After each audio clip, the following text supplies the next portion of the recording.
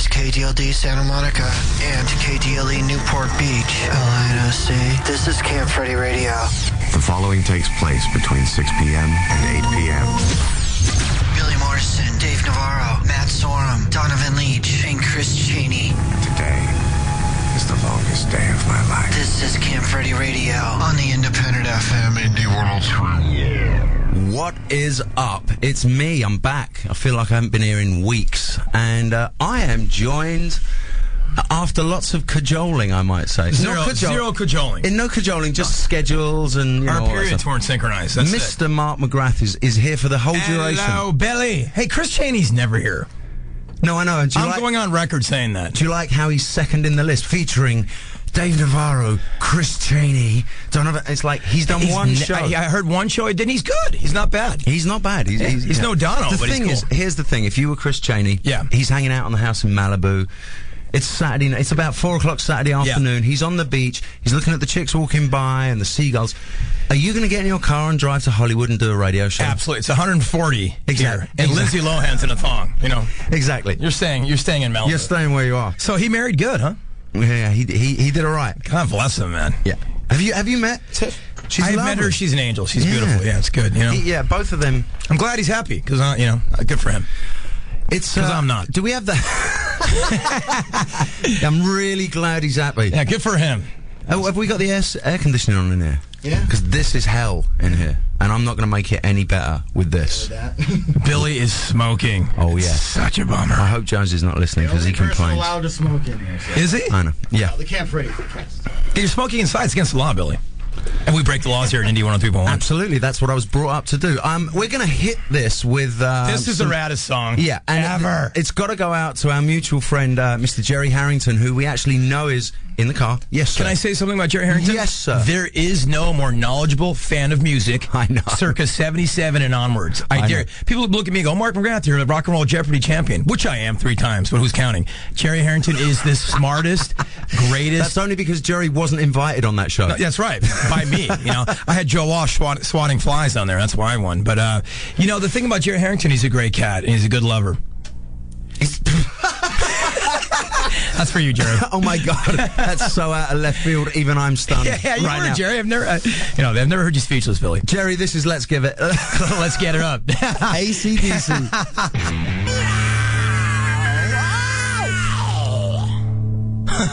Oh yeah, that song makes me want to do bad things. Absolutely.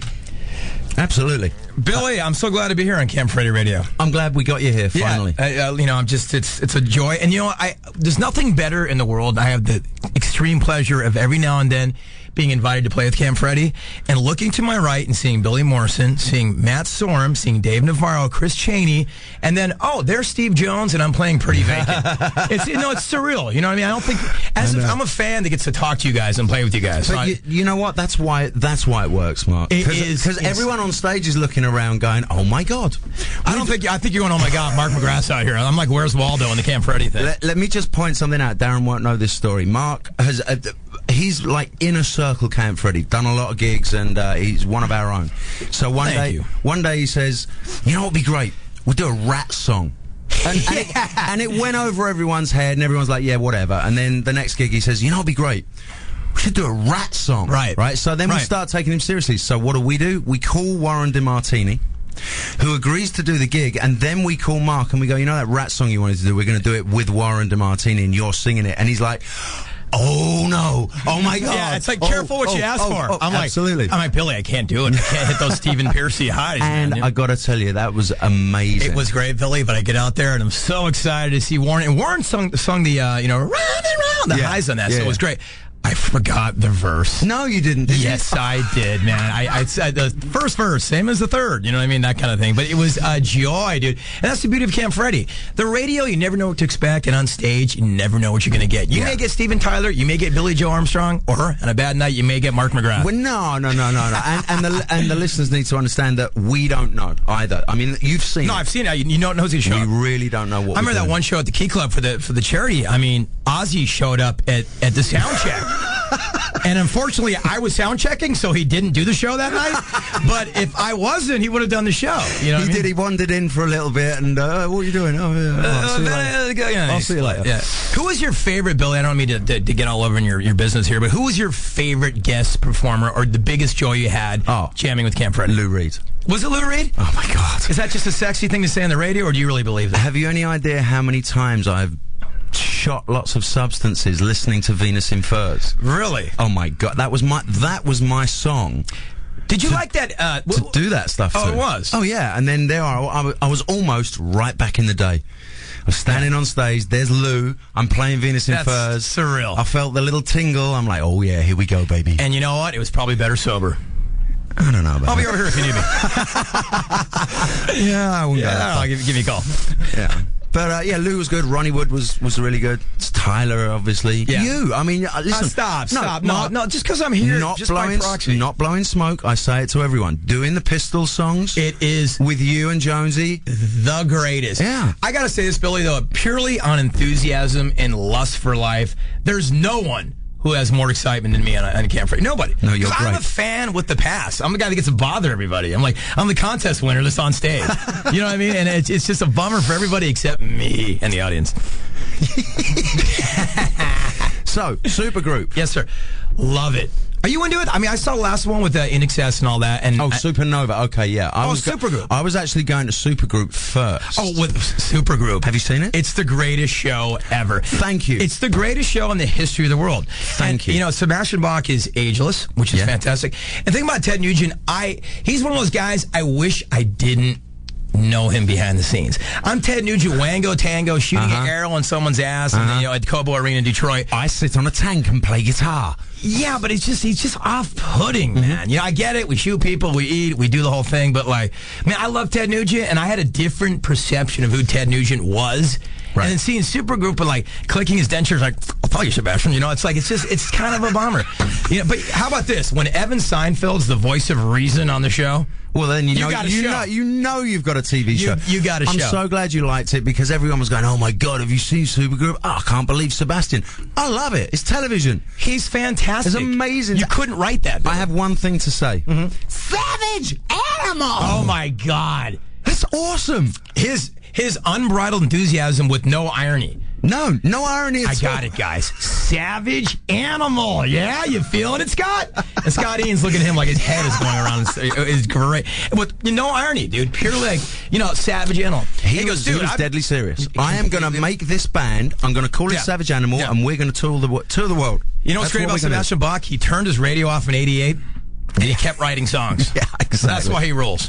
Exactly. Now, what about the other one? What about my boy Dave? You know, Dave is great on that show. And by the way, obviously, Burnett, the people that did the show, Mark Burnett, obviously they told him to turn up the heat this year.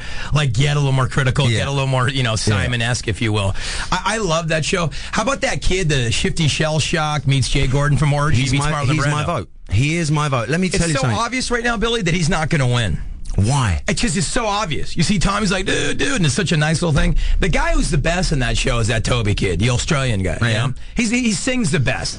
But this kid Lucas has got the best look. He's the obvious fit. Let me tell you something else about that show. They will never, ever pick a chick to sing that. No.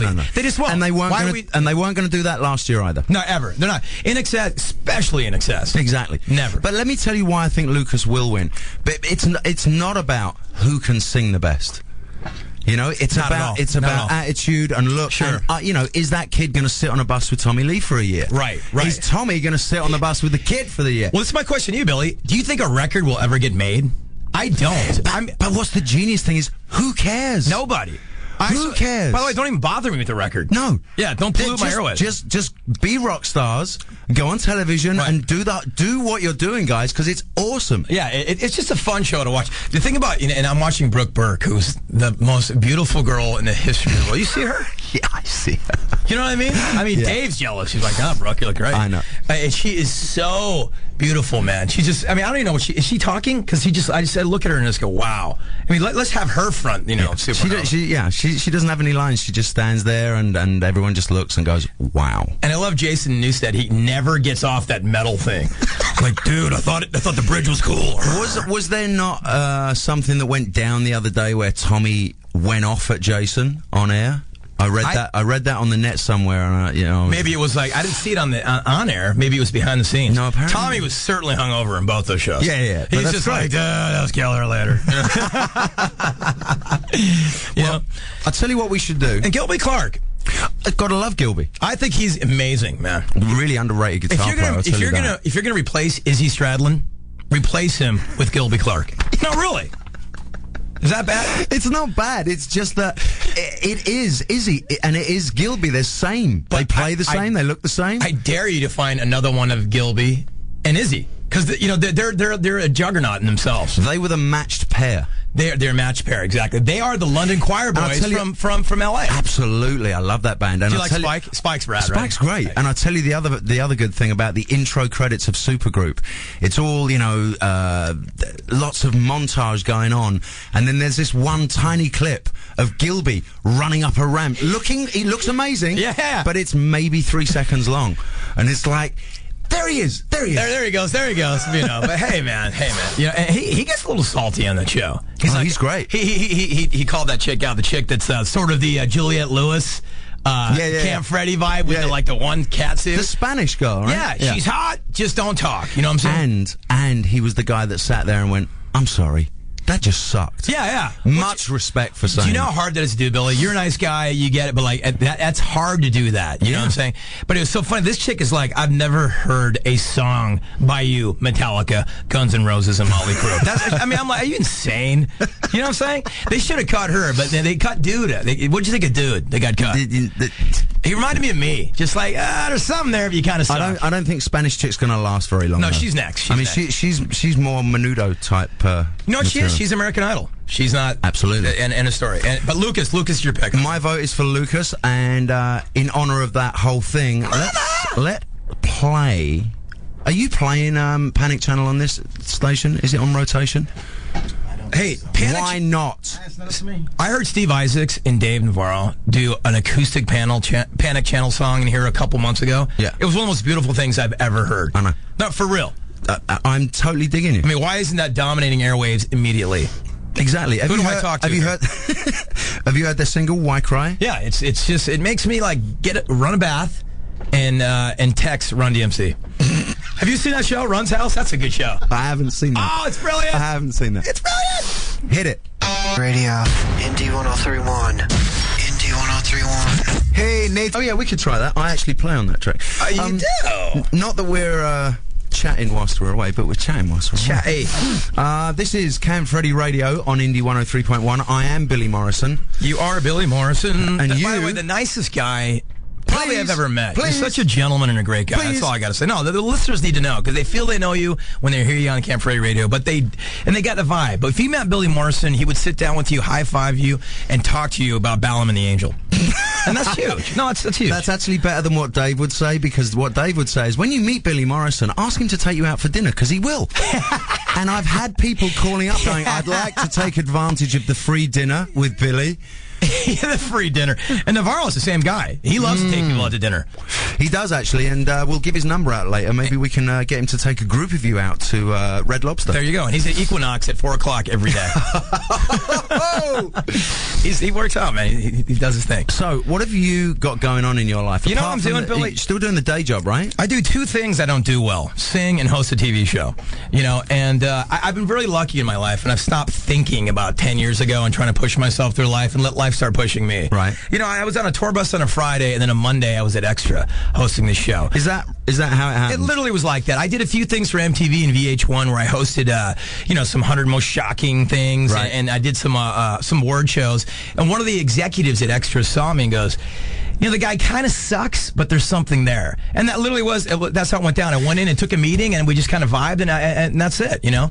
And it's a trip, though. So someone called Mark McGrath up and went, listen, dude, you kind of suck, but we think you've got something. Yes. Would you like to come in? And you went, yeah. Absolutely. And I had no problem. I've been called way worse, Billy, believe me. And there you go. And, you know, our last record in 2003 didn't necessarily set the charts on fire. And, you know, as a band, and one thing we always wanted to do was never be the guys like, holding on, you know, hey, listen to our new record on Koch. much. You know what I mean? And so we never wanted to be those guys. And we all kind of settled down. You know, from Newport Beach, California. We were local guys. And the guys in my band, they're raising kids. They wanted to watch them grow. And we're like, let's figure out what else is out there. You know, we've been abusing people on the airwaves long enough with our thing. Let's go underground for a while. And so the opportunity was there for me to sort of pursue some things that have been available to me through the band. And then Extra was it. And then there it is. You know, and it's an interesting thing because people are like, I don't really see you there. And that's why I did it. You know what I'm saying? But you know what I like about how you do it? A lot of those magazine type programs, I think that's the industry term, isn't it? Magazine program. Entertainment news magazine. What I would have, I was asked to do a column for a magazine. And I turned it down because I don't want to rag on anyone. Yeah. Because I'm a nice guy. You are, absolutely. And what you managed to do is you managed to do Extra and you're Switzerland.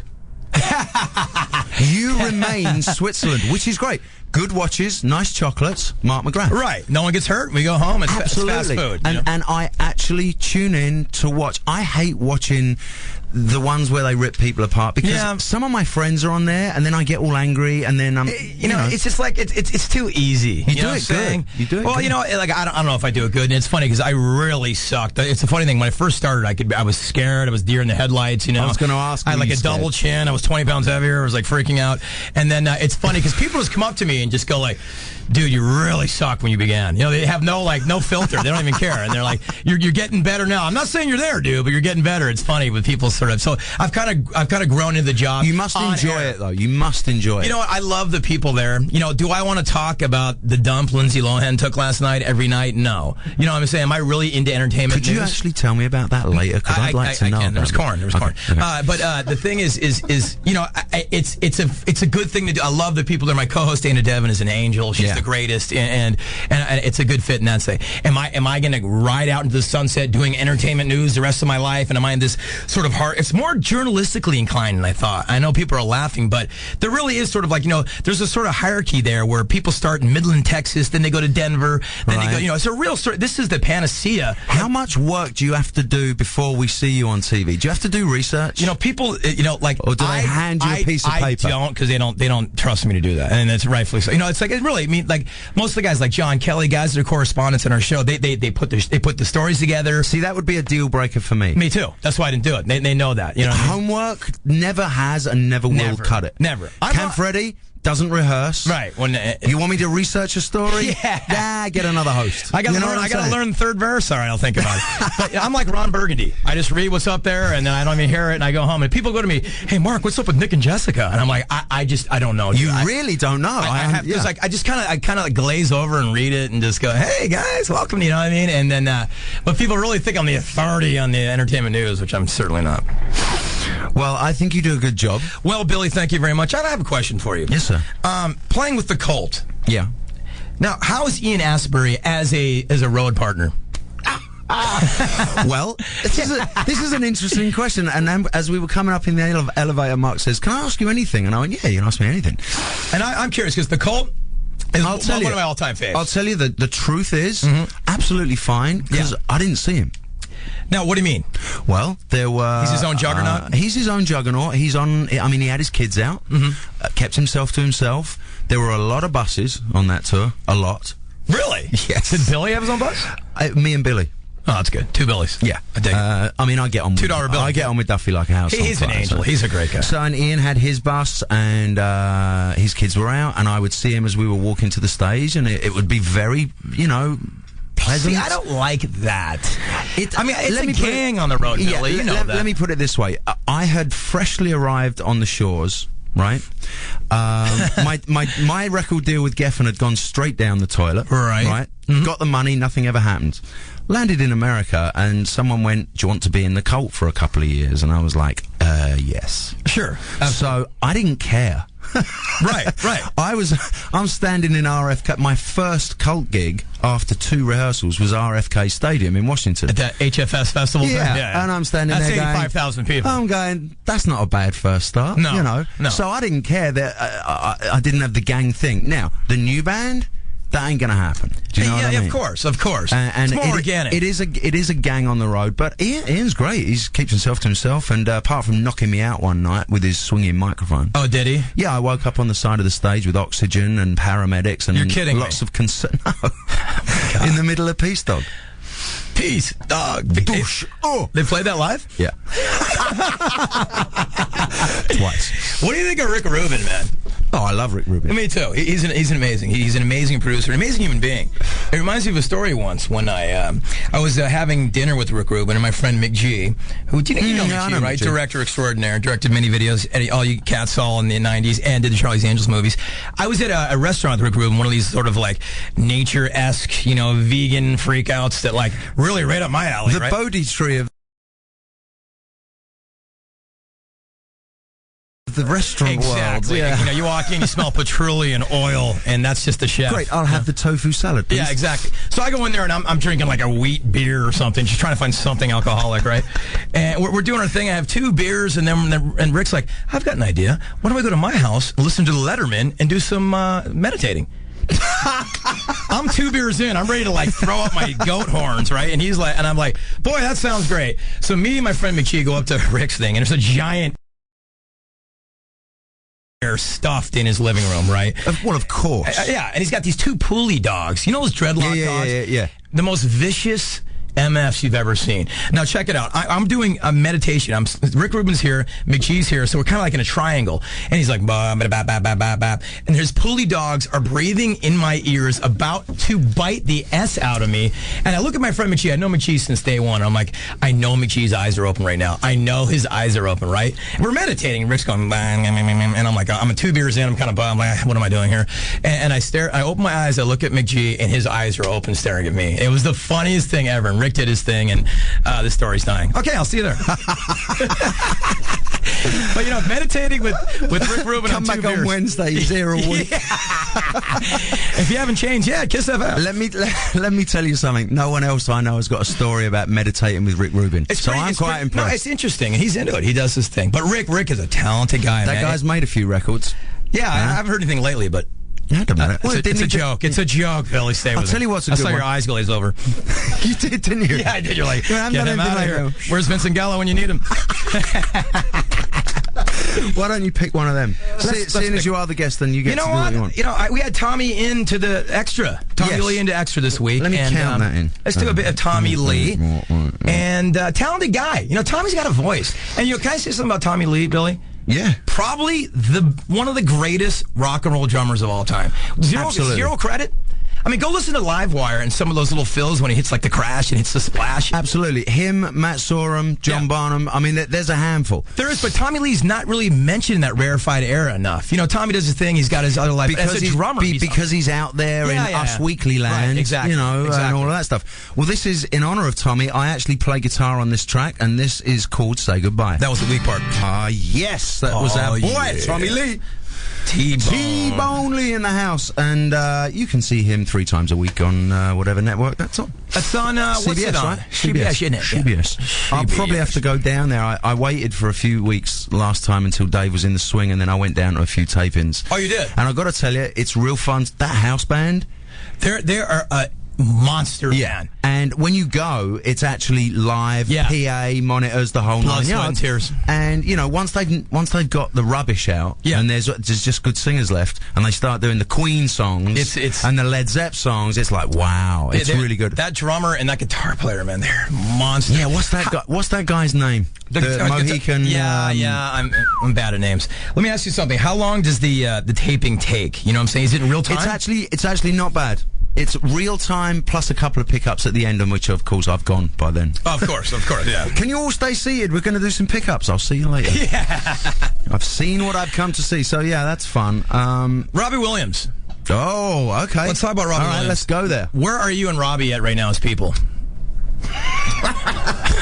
I love this. I'm being interviewed by Mark McGrath about Robbie. I'm just into it. You know what? I don't know. Because I saw you at Barney's with him. Yeah. Best friends, nickel and diamond, trying on hats, laughing, like total Dumb and Dumber there. I'll tell you the vibe there. I've known Rob for a lot of years. Yeah. We seem to have gone through a few cycles where... now, why is that, Billy? Because my friends are my friends. And they're there forever. No matter, you can't That's not. my vibe too. Yeah. And here's my take on it. I love Rob. He is one of the most beautiful people I know. He's great. He's amazing. He also has to be Robbie Williams as opposed to Bob. Got it. And because he's so huge in Europe, the downtime is quite a long time. And what seems to happen is, or what has happened in the past is, he's had some downtime, he's called me up, and I've gone, well, let's talk. And we meet, we talk, we get on like a house on fire. The next thing is we're hanging out, we're having a great laugh, right? And we love each other. And then he has to gear up to be Robbie again, and I don't know whether he likes that. I mean, I'm talking from my perception only. About 6 months before he went on this world tour, that's when it started, and we fell out. You know, we fell out because. How do you fall out with you? I mean, I don't understand that. Seriously, it must be like catty stuff. It must be like misunderstanding and like chick stuff. Like, oh my God, look at those shoes. You know what I mean? It's like, or maybe there's some management sticking there now. Well, there you go. I'm trying to get the core here. You know what I'm saying? Have you ever written a song with Robbie? Yes. That sold? No. There's actually, you know what? You weren't on Angels then, right? Oh well, I didn't write Angels. No, I wish I had. You and me both. We wrote a lot of songs, and you know, there is still some. I stay out of that stuff. You know what? There's a couple of great ones, and we wrote one together with Glenn Ballard. Amazing. That's an awesome song, and you know, one day that'll come out. I like that combo. Glenn Ballard, Billy Morrison, Robbie Williams. It actually worked because Glenn was doing his whole 3.5-minute pop song that's going to sell millions. Yeah. Robbie was doing his lyrics that are absolutely out of this world. Right. And then I brought in some rock. The rock, and everyone. It was a good week or so when we wrote that song. It was now, great. do you think Robbie Williams can't come across here because he is too English? Yes. Yes, right? And I think he feels that too. But I think now he's like, you know what? I can kick it in L.A. You know, the guy plays stadiums in Turkey. You have no idea. That guy sold out the new Wembley Stadium, which is 98,000 people, sold out 3 or 4 nights in hours. That's phenomenal. Hours. You don't do that. Like, not days, hours. But I saw him on I think it was Leno once, you know, and he's doing his Robbie thing. He's a great performer. He goes over and does like a fake doggy style to like, I can't remember the guest, but he's like doing him doggy. Oh, yeah. And I'm like, that's rad. That's cool. I get it. Jimmy Des Moines is not going to get that. You know what I'm saying? And I think and he lets Peter Peoria is looking at his screen going, I don't understand this guy. Right, and he didn't care. It's kind of the brilliance of him. But I will tell you this, I'm probably the only guy on Indie 103.1 that does actually play Rob songs occasionally. When I think that no one's listening, I'll slide one in, because I think he's great. He's definitely great. He's amazing. And Rob, if this gets back to you, give me a call, mate. You know, I think it's time to settle the score. It is. I noticed. You know, there's a deadness in your eyes that since you and Robbie. Can you hear this, Rob? Mark is seeing the deadness. Last time I see it. You know, the sparkles kind of gone away. We had a very rock and roll moment because he called me up. I was in England and he said, "I hear you're coming to LA," and I said, "Yeah." This was out after like another period of not speaking. He said, Sunset Marquee Jacuzzi, 3 o'clock, Tuesday. Jesus. And that sounds horny. Oh, my God. And maybe I know how you're not friends. And there we are. All right, lube me up. Here we go. See you at the Jacuzzi. That was fun. That's interesting. Robbie Williams. Robbie Williams. I like this question thing. Well, you know, Billy, like, you know, you ask other people questions, and I want to get to know you.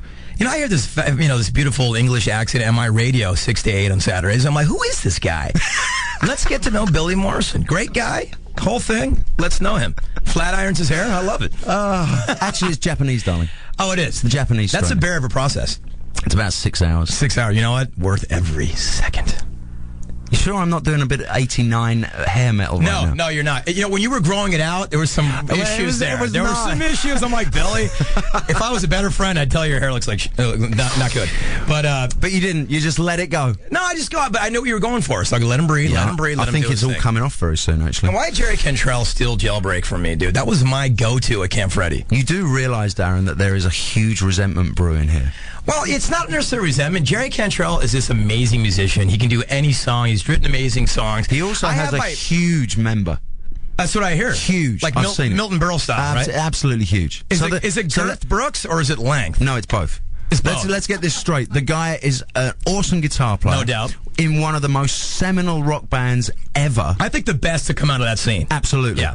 And not only that, he's hung like a racehorse. Some guys have a lot of luck. You know what he has to do, Billy? After all those things, steal Jailbreak from me. The only song I can kind of warble through and like I'm just happy to be there. He's like, oh, I kind of like that. I'm taking that from you. I showed up at the next Camp Freddy gig. I'm like, all right, Jailbreak. And it says Jerry Cantrell. And I'm like, oh, I can't even argue with that. You know what I'm saying? He's got a huge... Listen, you got round and round. You got round and round. Let's hit another track right now. Do we have to do commercials after that? Yeah. Well, I'm saying that we're going to play music first. What number? Because that's what we do around here. You know, we're breaking the rules, man. We're street cred here. Indie 103.1. And I'm playing all my mates' bands. Play track 3. This is Superhuman by Velvet Revolver. 103.1. Hey, Native Wayne here. It's summer. DLD Santa Monica and KDLE Newport Beach, LINOC. This is Camp Freddy Radio. The following takes place between 6 p.m. and 8 p.m.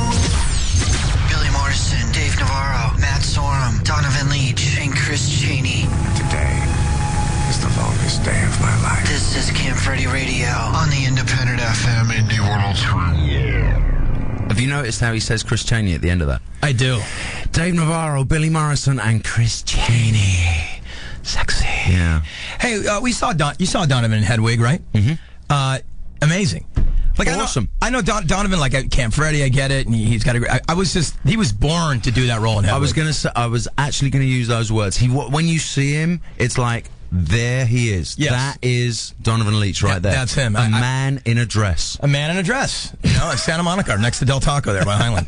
But the thing about, you know, and that's a tough role to do because it's been so defined by the dude, I don't know his name, the original guy that did the Hedwig. And, you know, and so Donovan had sort of like a target on him, you know, and he really brought it, man. Mind you, Dono did do the Broadway, Broadway version. Broadway! See, if people are texting me, look. I'm listening to you right now. Who? Just people. I'm listening to you right now. Cool. What are you wearing? Cool. Yeah, exactly. What do you do? know what we should? You know what we haven't done in an hour because we've had so much fun. What's that? 1-877-900-1031. Here's your opportunity to call up. Me, Mark. We're all alone. Oh, look at that. You know what? Line 1. Line 1. Let's go. Straight in. Hi, you're on the air. It's you made it. And they've gone. See, you're so close. So close. Have you ever... we'll do the... Yes, I've been hung up on before. Yes. I'll text you back in a minute. Are we going to play your new band, Billy? I mean, come on. Yeah. Turn us on. Okay, let's do that. A huge Adam and the Ants fan. Me too. Yeah. Much like yourself. And you know that... we covered Stand and Deliver on our record Floored. I didn't till 3 minutes ago, and I'm angry that you didn't bring it. I don't really prepare. That's sort of been my sort of MO. No homework. No homework. As we said. I do. You know what I mean? Smoking pot in the back parking lot? Into it. Well, here's homework, the vibe. no. I'm actually going to go and grab that off iTunes tonight, and we'll be playing it next week, because I need to hear that. I would enjoy that, Billy. I think you get a kick out of it. So we covered Ants Invasion. Love that song. Always wanted to do that. And how's our boy doing, by the way? Last I heard, freaking out, dude, running down Kings Road with his, with mayonnaise all over his boobs. Yeah, running into pubs with guns and naked. I mean, that's understandable, but I mean, not over and over again. Yeah, once is fine. Once is fine, we get it. But I hear he's he would be great. Oh, dude, for camp. You have no idea. Are you insane? You have no idea. Maybe call up Jamie Lee Curtis. Well, funnily enough, Marco has heard this version and loves it. Marco Peroni. I love his guitar style. Maybe I'll drop Marco an email and go, listen, dude, you and Adam on a plane. Home run. Right? Home run. Big cat. Wouldn't it be?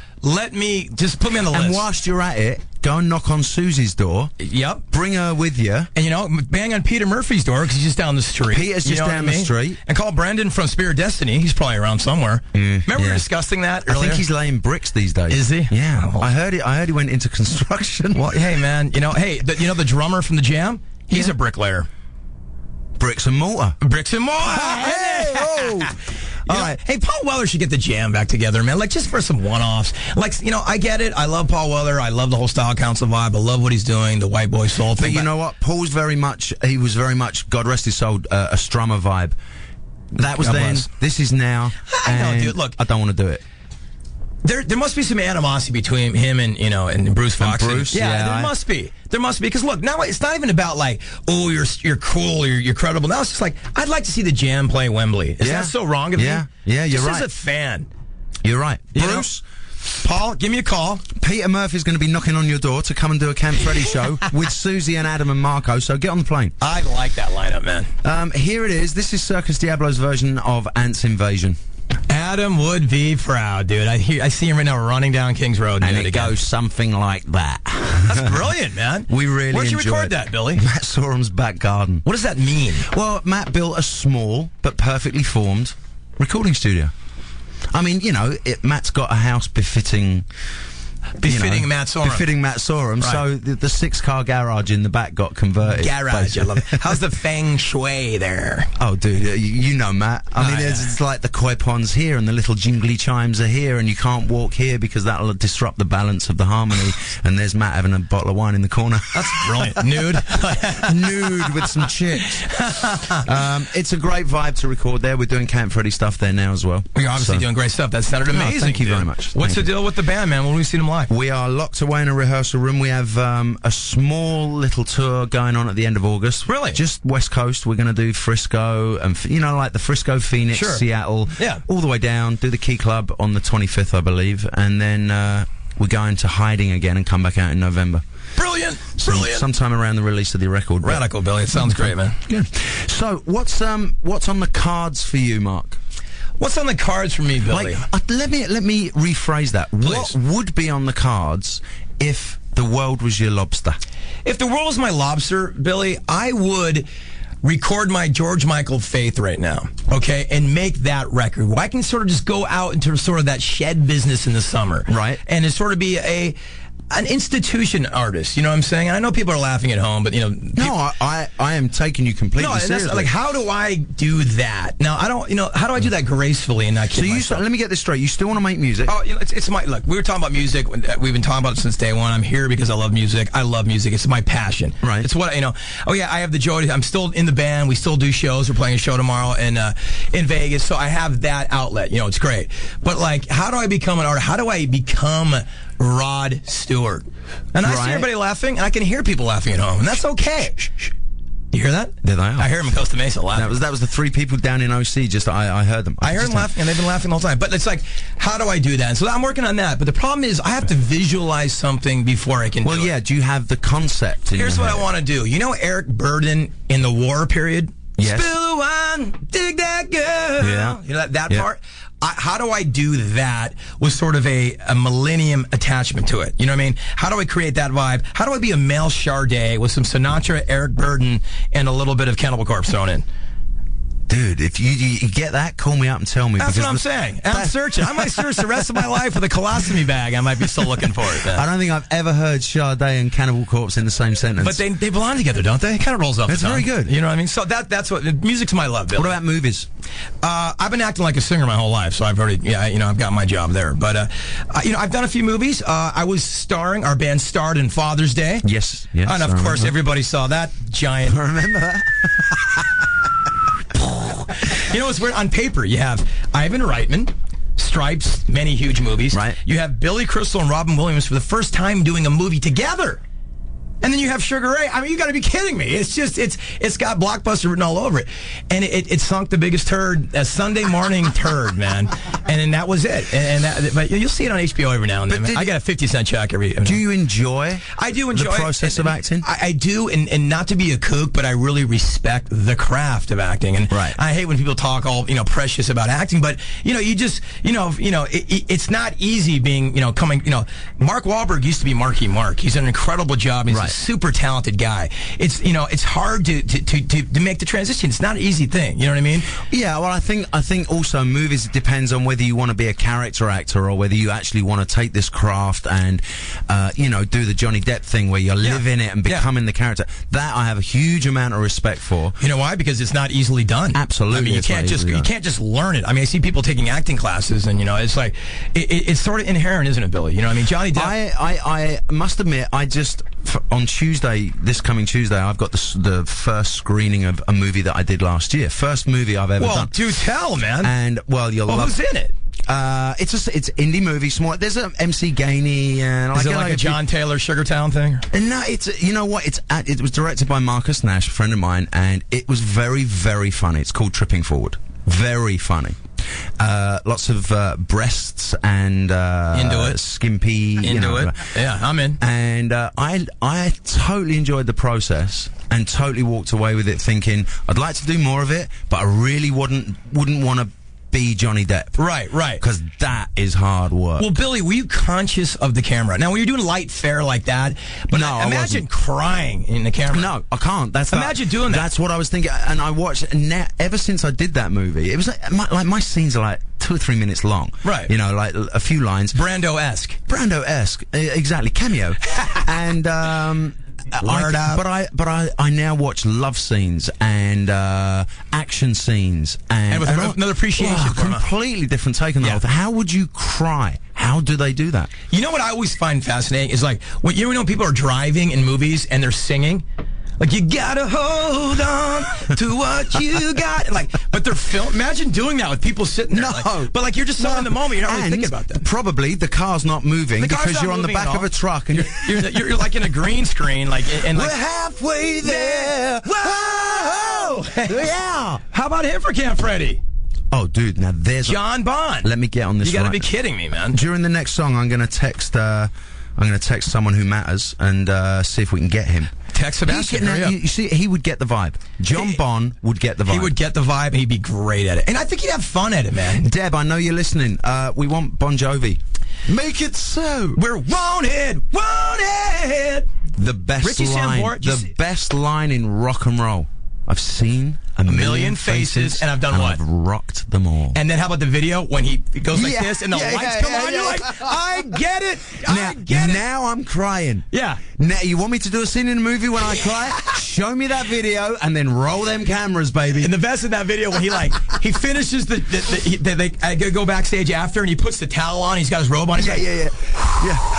like he just fought a fight. Like, it's so emotional, man. I love you, John. Hey, have you heard John Bon Jovi and Richie Sambora do Wanted, Dead or Alive acoustically? Yes, I have. It is brilliant. Now, I'll tell you, you've just reminded me. Have you ever heard Billy Idol and Steve Stevens do White Wedding acoustic? It is breathtaking. Unbelievable. The Roxy, you were up there. Remember that?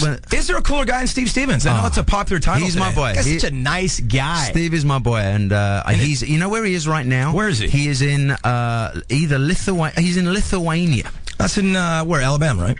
Yeah, Lithuania, Georgia. Yeah. No kidding. He's What's he doing there? With Billy? touring Russia with Billy. I dare you to defy Billy Idol live right now. 6-pack, I'm 50, and I'll take her girlfriend. Absolutely. Hi, I'm Billy Idol. White Wedding. Hey, what's okay? Here's a little trivia question for you people out there. What's Billy Idol's real name?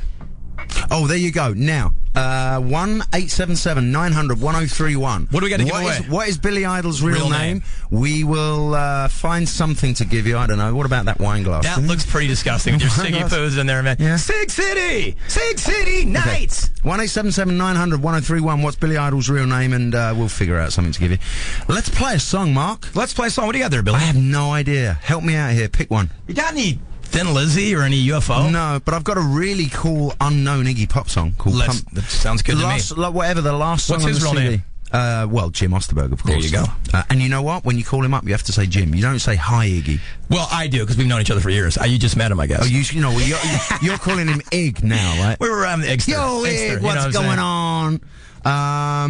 Quick story. Been told here before, but you'll love it. Billy Joe is going to sing Search and Destroy with Camp Freddy. Doesn't know the words. Calls Iggy up. Gets his answering phone. So he leaves a message. The next morning, Billy Joe wakes up, checks his voicemail. No lead-in or anything. Hello. I'm a street-walking cheetah with a heart full of... The whole lyrics. No way. On his answer phone. No way. Billy, I need to hear that again. By the way, Billy Joe, man, I see him jogging in Newport all the time. He's another cool guy. A very cool guy. Exceptionally cool guy. It's weird. I'm sitting there at my friend McChee's house down there in Newport Beach. I'm sitting there 6 a.m, a little coffee, looking out at the beach, and I see Billy Joe running by with a beard. And I'm like, this is surreal. I'm not even going to touch it. Yeah, it's kind of like, where I live, you look out about 4 in the afternoon, you see Matt Sorum walking by with 3 chicks. Same thing. Nude. Matt Sorum's always nude. This song is called Pumping for Jill, and it's Iggy Pop. The phones were lighting up. Whoa! All right, go to him, because he knows he's won. He's been on for about 10 minutes. Hi, you're on the air. Hi. Hi. What's yes. up, dude? Hi, Mark. Do you think Dean Lombardi's adequately addressed the Kings' myriad problems? That's a very good question. I think they have. I think they need to pick up an Owen Nolan, though, a big forward to really, you muck it out in the corners, if you know what I'm saying. I think it's a great. Take it away, Mark. Well, this is Kings talk, LA Kings talk. Absolutely, yeah. go for it. So, but I like the moves they've made. I don't know if we have the goalie, bro. I'd like to get your opinion on that. I just want somebody to fight Fedor, God, man, I like you. You're good people. Who's your favorite enforcer of all time in hockey? Joey Kosa. Joey Koster, I love you. Number 26. A gnarly left hook. But you know who I like is Bob Probert because he partied. He couldn't go to Canada because he had some coke rap. You know what I'm saying? Yeah. All right, dude. Good calls. Now, segue into Did you have the answer to the question? Well, William Broad. Yeah, there you go. That's Billy Idol's real name. William Broad. What you need to do is stay on the line. Sorry about being on hold, but eventually Darren will get you and take your details, and we'll send you something. What's he win? We normally give away CDs. Oh, that's fun. You know that bin of CDs of all the demos that people send us that we don't open? The ones that say Sugar Ray on them? Yeah. No, we'll find some CDs or a shirt or something. We'll send you something, mate. Good hockey talk, bro. You're going to have to invite me down to hockey one of these days. I actually almost went with Rachel Hunter. Yeah, we almost went down. But I've never... I would love to have you, Tell Billy. a lie. I've been to one game in Canada when we were on the road with the Colt. We got taken. Do you remember what game? Was it Edmonton or was it Calgary? It was a big game. And it was in Toronto, do you remember? Yeah, it was in Toronto. Maple Leafs. That's a great garden. Right. And the only thing that sticks out in my mind is as we walked in, I looked at the rink. Is it that what they call it? It is the rink. And I saw about 9 people having a fight. Isn't that brilliant? It was awesome. It's great. I mean, not pussyfooting around. No. These guys are the real deal. Fighting. They are tough. This is the sort of fighting that we used to have in Brixton back in the 80s. Guns of Brixton. Right. Guns of Brixton. That stuff was real. They go at it. So, I'm always up for what's Billy, I would love to have you. I just renewed my King season tickets this week, so I'm excited. I'm ready to go. I'll go down I'd there love with to you have you, anytime. Billy. That's fantastic. That'd be fun. There you go. Do you shoot at all, Mark? Guns? I'm not a shooter. Ever been? I've never been. I actually out in Hawaii. There's this place where that's always good. Guns and booze. You get wasted and you go to the shooting range. Awesome. Fantastic. And I was wasted with a 44. I'm like, is this cool? And I was looking at my friends. I'm like, I don't really like you that much. You know what I'm saying? It's like weird thoughts go in your head when you have a gun in your hand, dude. You know what I'm saying? They actually do. They really. You're like, I could kill somebody right now. I have a story, but I can't tell it on air because it would be wrong of me. But I will tell you in the next commercial. That's no fun for listeners. Billy. I can't. Do you know? Here's where we go wrong on here. Sometimes me and Dave get into some stuff. Then we'll have a call, right? And it'll be an 11-year-old girl. Got you.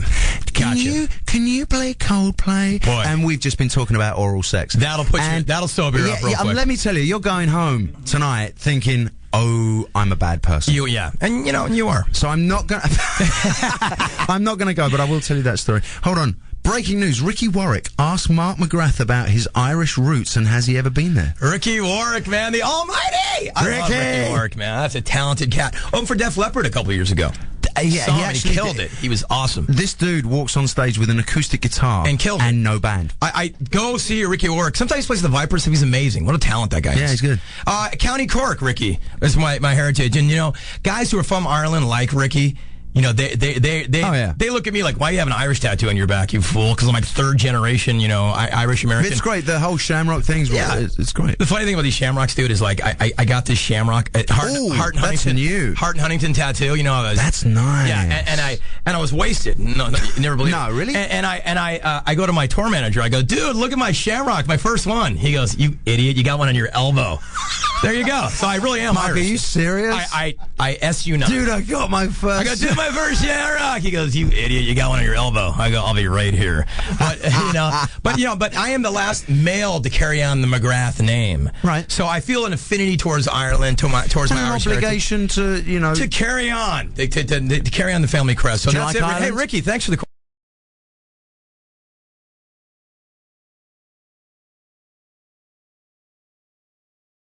No, bro. You like Ireland? It's I love it. I love the people there, man. You know, I'm kind of partial to no teeth and the drinking problems. You know what I mean? I like that. Could you see yourself there in 50 years' time? You know, no teeth, pint of Guinness? Not really, because I'm such an American. I mean, I'm 20. You know, I am 7-Eleven, nachos, like Absolutely. LA Kings and Lakers. You know, and I'm call me an idiot. I like convenience. You know, when you go to Europe or you go, sometimes you go to a room and there's no air, and you're like, it's kind of hot in here. And they're like, yeah, we know. It's been hot for 400 years in here. Yeah. And then you're like, oh, can I get some ice in my drink? That is why I haven't. That's the moment I stepped off a plane in LA years and years ago. I felt like I'd come home because I like convenience. When I buy Me too. a latte, Call me an idiot. Here's the deal: when I buy a latte, I want someone to go, "Hello, sir. Good morning. How are you? What can I get you?" Right. You'd like a latte? How would you like that? Would you like it with milk? Would you like room for cream? What milk? Options. I know it annoys us in our daily life, but let me tell you, ordering a coffee in England.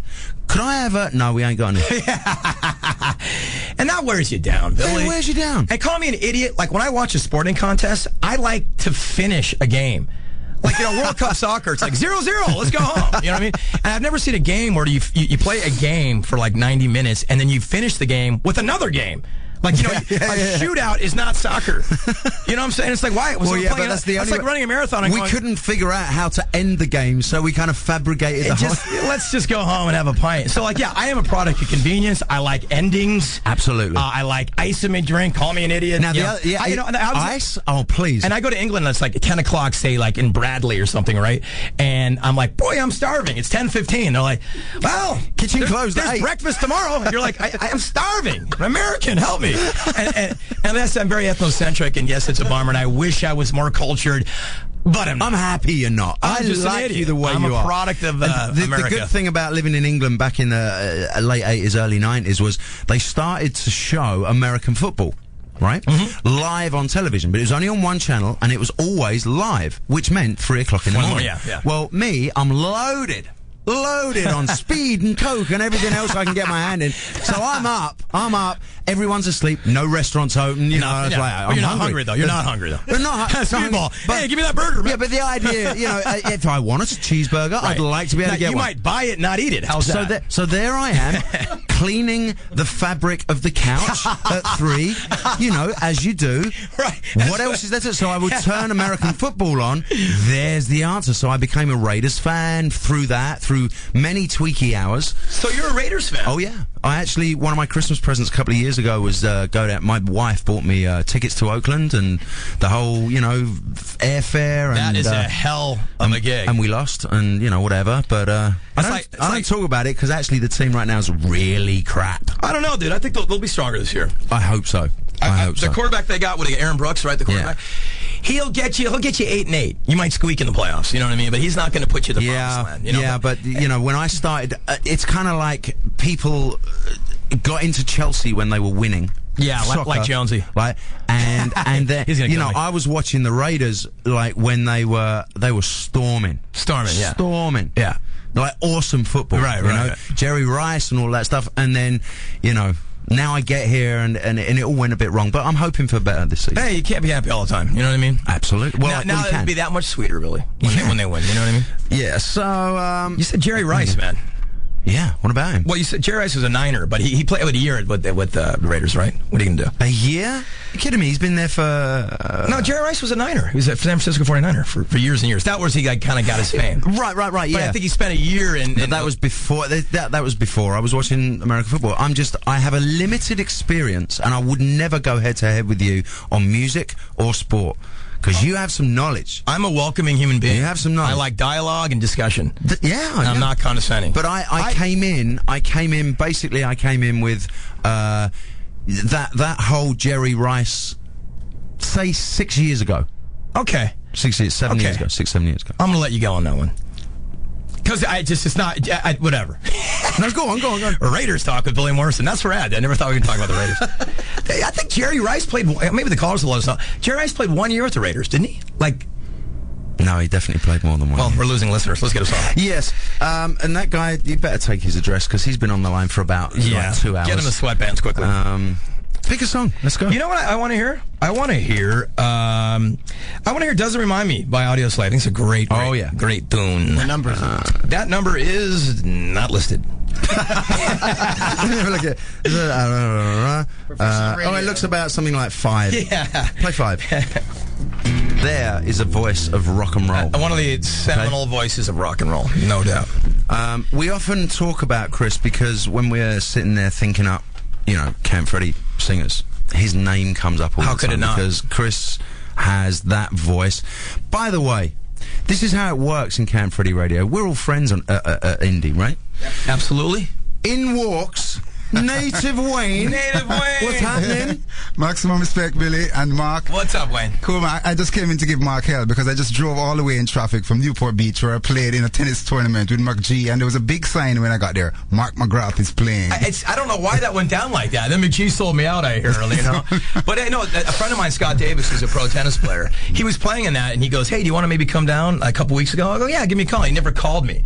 And then Stan, who was in my band, my drummer lives down in Newport, he's like, yeah, dude, your name's on the marquee. And I'm like, oh, you were meant to be playing in this right. But no one told me.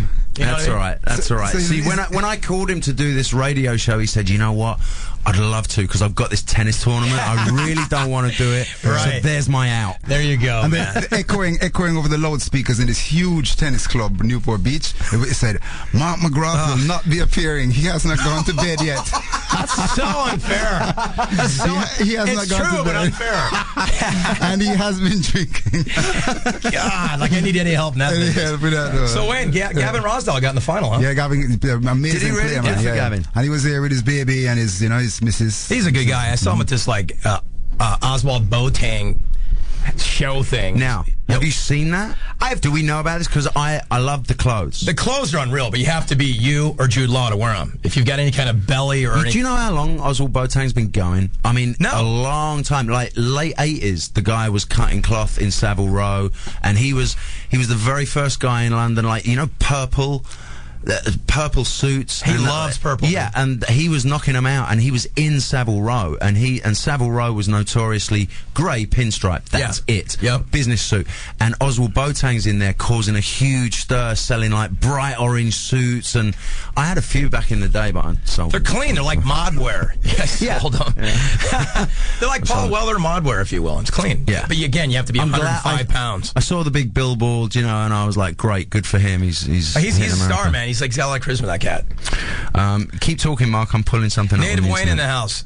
Hey, so what's up with Still Pulse, dude? What's the latest with them? Latest. Let me see. Oh, they're playing in Jamaica. I'm going to Jamaica next week. Are you going to Reggae Sunsplash, and I'm going to be playing down there with UB40's first show ever in Jamaica. Wayne, is there a better reggae voice than David Hines? He's the ultimate. I mean, there's more like maybe distinctive voices, but in terms of just flow. Yeah, man. It's magic. I know those early songs, those first 3 or 4 So let me ask you, how can that be how long have UB40 been going? 25 years. How the biggest reggae band. Not been to Jamaica? And I've been giving them hell for years and saying. Wait! I didn't hear you.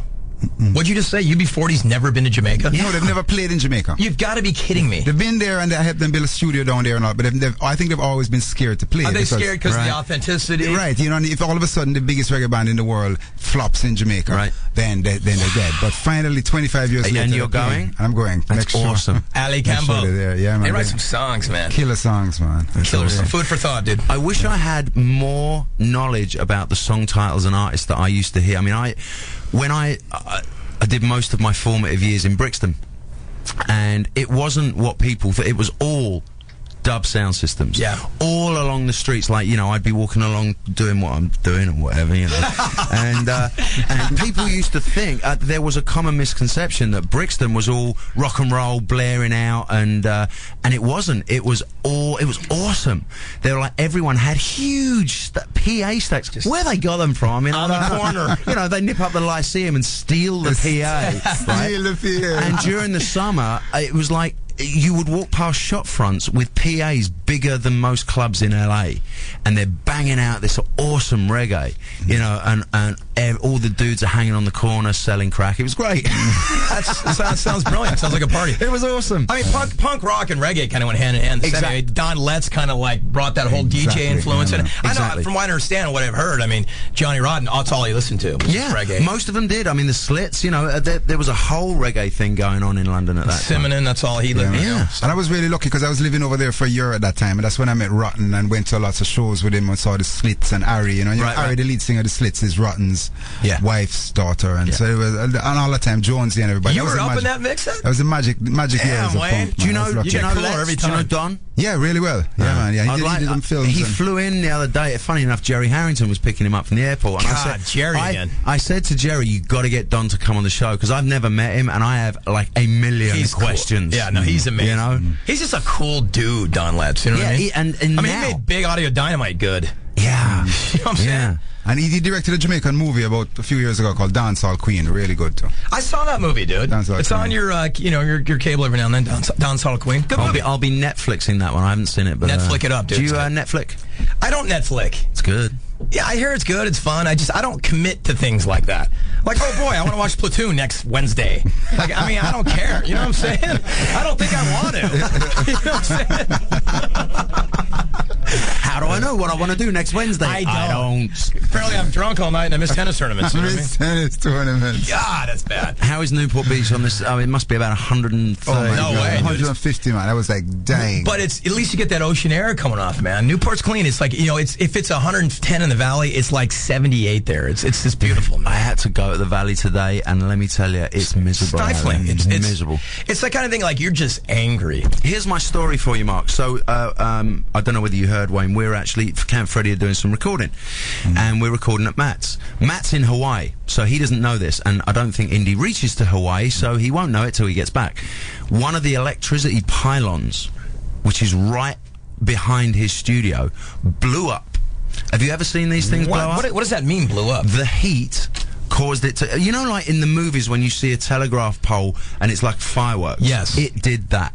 And you saw it? Well, yeah, and what happened is... all the roof of Matt's studio is now covered in a toxic substance, and he needs a new roof. Welcome home, Matt. welcome home, Matt. The tracks came out amazing, but you need a new roof. I'll see you later. Yeah. The tracks are blowing up, and so is your house. Yeah. So let's hit another track before we have to do some more commercials. I really wanted to play this. This is off of Parallel Lines. It's Blondie, and it's called Picture This. That is not Picture This, but that'll do. This is the bit. Play the same one again. It's all right. It's all right. I'm having a laugh here. That's called Looking After Number One. It's the Boomtown Rats, and we will play Blondie afterwards. Native Wayne and Mark McGrath. Yes, indeed. I have some breaking news here. I've just got a text from the director of the movie, and he says, you can give away a couple of tickets to the screening if you want. Well, that's fun. So in the final 2 or 3 minutes of this show... It went so fast, Billy. I know. For the love of Let me God, tell you, I just sat down. Program director Michael Steele calls us up, and Darren says, Steele's on the hotline. I'm like, oh, God, what have I said now? Did I swear? I didn't swear. What I know Michael, too, and I'm like, oh, God, that can't be good. And I picked the phone up, he said, you and Mark are doing this great. Awesome, man. You're really good together. Michael's a good guy. I've known him for years. I've met his family once. He's good. We need to do this. I'll tell you what. Some Tiki Poos to Billy's movie. Yeah. Billy, what's your movie called? It's called Tripping Forward. It's a very funny movie. And I am in it playing a gay drug dealer. Yes, I am. Typecast again. Okay. Let's get that out of the way right now. Well, Donovan did it, so you can... Exactly. If Donovan can wear a skirt, I can play a gay drug dealer in a movie. It ain't a stretch. So we have 2 tickets to give away. I need a question. And I'm going to give a very easy question. What was the cover song that my band Circus Diablo recorded for our album and was played on this very show about an hour ago? Okay? Because otherwise we'll be here 20 minutes waiting for a winner. The phones are like... I do. Oh, Christmas trees. Can I guess? So what was the cover song, the Circus Diablo cover song? What was the name of the song? And it's 1-877-900-1031. And whilst we're saying our goodbyes, if you call that number, we'll pick one of you, and you can win a couple of tickets to the screening on Tuesday night. It's don't bother winning. Don't bother calling if you're in New York, because the screening is on Wilshire Boulevard, and it's not worth the price of a plane ticket. Oh, Billy, I think you're selling yourself short. Like, if you live 3 blocks away, great, come along, have a look at Billy Morrison being a gay drug dealer. You know what what I'm saying. If you're on Cloverdale, come down. And I think Billy, I think your director and the star of your movie is coming on my show tomorrow. Excellent. Yeah, I'm sorry I can't make it, but so Marcus is coming down tomorrow. That's great. Yeah. So Gladstone's tomorrow evening, 6 to 8 p.m. Same time as Camp Freddy, but Sundays instead. So join me, Native Wayne. We have Native Wayne smoking tomorrow night. Gladstone's corner of PCH and Sunset. Some chickies down there. I've had. See, now I'm really worried because you got the director who's actually going to blow the whole thing wide open and say, "Oh God, that Morrison, he was awful. But I never want him in any one of my movies again. Oh God, you'll never work in this town again, Morrison." Okay, that. Oh God, look at that. That lit him up like a Christmas tree. Take line 2. Hi, you're on the air.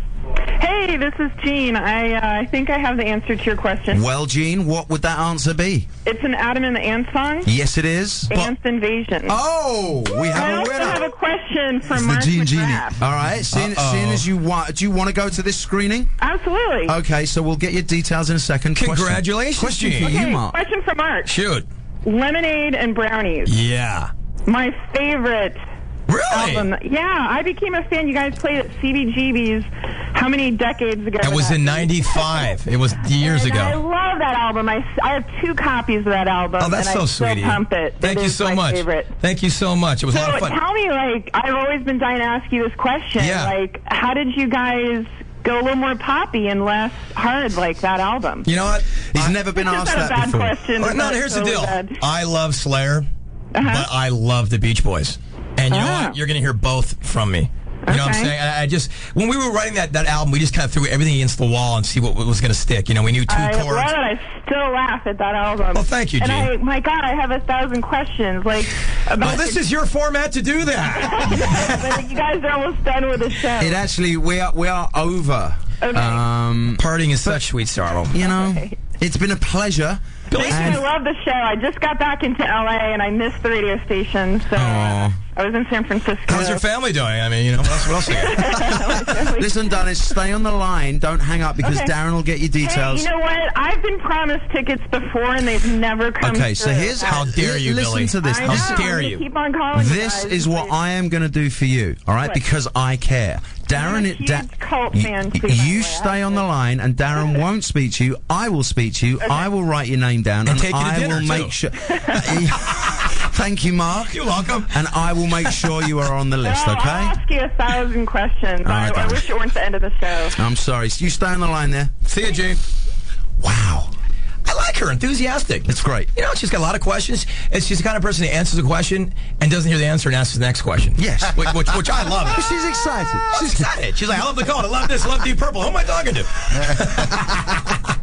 Mark, it's been such a pleasure. Billy, thank you so much for having Thank me on, you. bro. It's been a And pleasure. Wayne, thank you so much for popping Cool. by. Maximum respect, man. Great show, Camp Freddy. Native Wayne. And we will be back next week, and I can tell you that the guest next week will be Jason Newsted Yeah. and Voivod. Voivod. All of them. Well, you know, How many Voivods are there's there? 3 Voivods. Oh, it's a 3-piece. It's yeah. They had a That's a Canadian group, isn't it? yeah. Voivod? Yeah. Well, tune in next week, Mark, Well, and I'll find out all about I it. definitely will be. We're going out with Blondie. This is Picture This. We'll see you next week. Later.